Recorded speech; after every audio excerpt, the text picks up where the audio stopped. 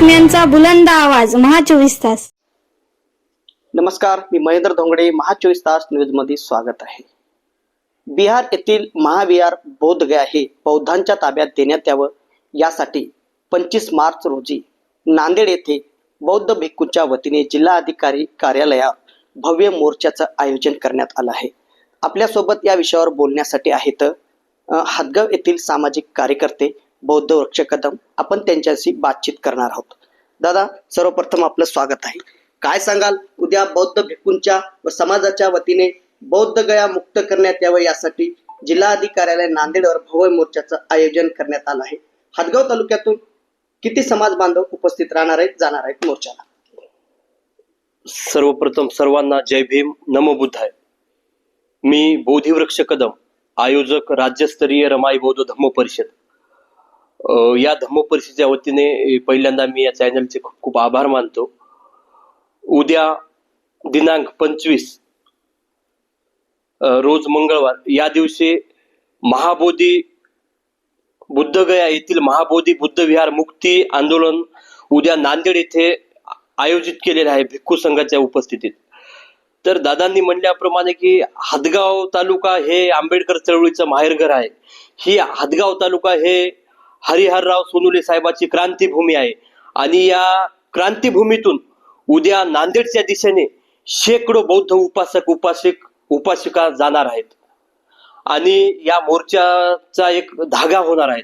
या मोर्चाचं संपूर्ण नियोजन हे बौद्ध भिक्षूच्या हातामध्ये आहे. इथं कोणता कार्यकर्ता नाही, कोणता पक्ष नाही, कोणती संघटना नाही, कोणी नेता नाही. याला हे आंदोलन एक बौद्ध उपासक, माझी जिम्मेदारी. 49चा जो कायदा रद्द करण्यात यावा तिथला नेमका तो कायदा काय आहे? बौद्ध समाजाची आणि आमची अशी मागणी आहे की जो 1949चा जो ऍक्ट आहे तो ऍक्ट रद्द करून संपूर्ण जी तिथली ट्रस्ट आहे ते बौद्धांच्या ताब्यात द्या. तो ऍक्ट असा आहे की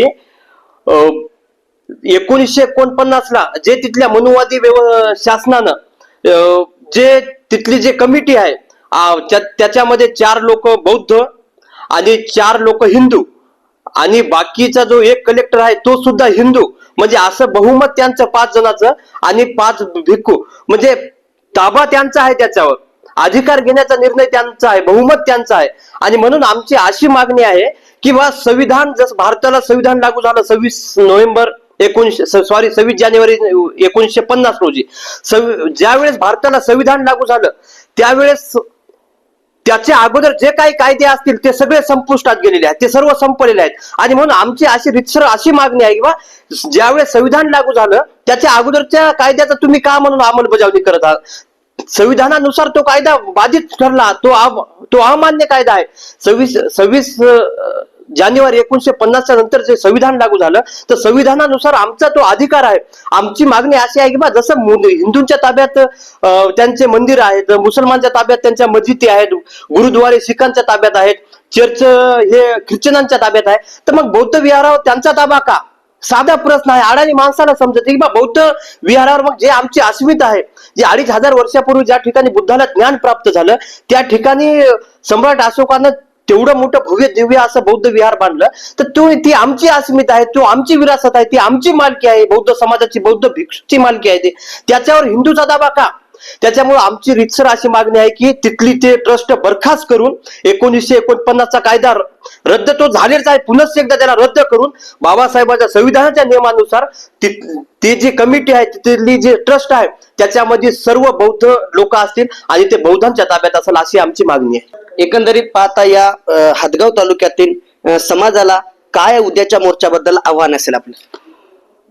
मी हदगाव तालुक्यातील सर्वच बौद्ध उपासक, उपासिका, सामाजिक कार्यकर्ते, साहित्यिक, जे कोणी विचारवंत असतील, इतर वेगवेगळ्या पक्षातील लोक असतील, त्या सर्वांना माझी एकच विनंती आहे, आव्हान आहे की उद्याचा जो मोर्चा आहे तो आपले गट तट पक्ष सर्व बाजूला ठेवून एक बौद्ध उपासक ही आपली एक जिम्मेदारी, बुद्धगया हे मुक्त झाली पाहिजे ब्राह्मणांच्या ताब्यातून आणि तो बौद्धांचा ताबा त्याच्यावर झाला पाहिजे.